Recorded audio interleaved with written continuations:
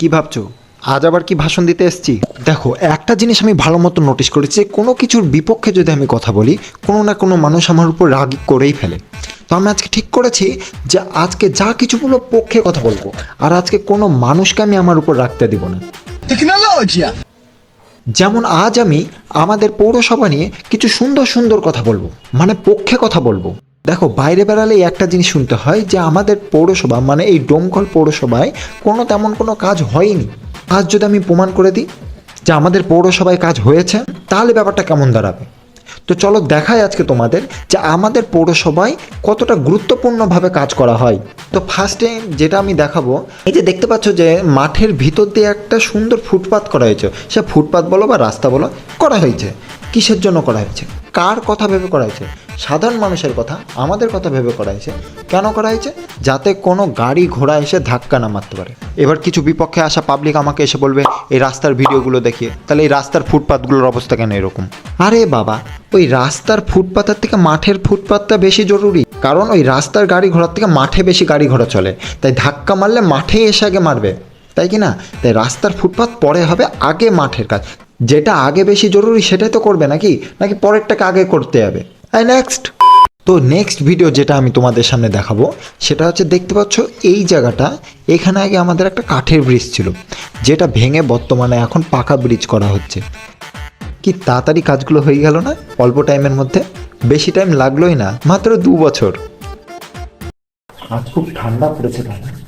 এবার কিছু বিপক্ষে আসা মানুষজন বলবে যে এইটুকু হতে গিয়ে যদি 2 বছর লাগে, তাহলে ফুল কমপ্লিট হতে ক বছর টাইম লাগবে? আরে বাবা, এখানে আমি উন্নয়ন দেখাতে বসেছি নাকি দাদাগিরি খেলতে বসেছি? সব কথার কি উত্তর আমি জেনে বসে আছি নাকি? খুব তাড়াতাড়ি হয়ে যাবে, বেশি টাইম আর লাগবে না, ওই 10-15 বছর ব্যাস। এতবার বলেছি যে ভালো ভালো ভিডিও করে আনতে, তুই এই ভিডিওগুলো পেলি? হ্যাঁ, এবার আমি পৌরসভা যে কাজটা দেখাতে হবে, সেই কাজটা তো আমার খুব প্রিয়। মানে আমি এই কাজটার জন্য একদম মুগ্ধ হয়ে গেছি, পুরো ফ্যান হয়ে গেছি আমি এই কাজটা দেখে। পৌরসভা থেকে প্রতিটা বাড়ি বাড়িতে মানুষ যায় সার্ভে করার জন্য। তারা গিয়ে দেখে যে কারো জ্বর হয়েছে কিনা, কোনো পাত্রে জল জমে আছে কিনা, কারণ জমে থাকা জলে মশা উৎপন্ন হয়। এক কথায় ডেঙ্গুর প্রতি তারা খুব নজর দেয়। এছাড়াও অনেক দেওয়ালে দেওয়ালে লেখা থাকে, মানে সুন্দর সুন্দর কবিতার মাধ্যমে তারা বুঝিয়ে দিতে চায় পাত্রে জল জমে রাখা ক্ষতিকারক জিনিস, এতে মশার উৎপন্ন হয়।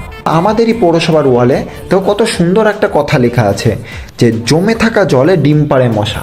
বাহ, কত সুন্দর একটা কথা লেখা আছে। তার পাশে লেখা আছে দেখো, উফ, কেন যে পাত্রে জমে থাকা জলটা পরিষ্কার করলাম না।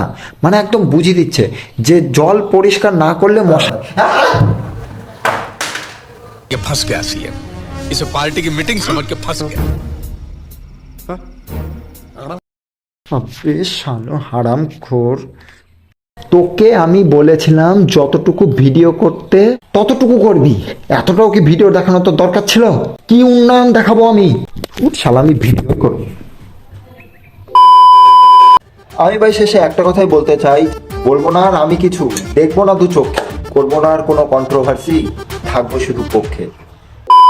শালারা মুখের মধ্যে একবার বাস পুড়ে দেবো।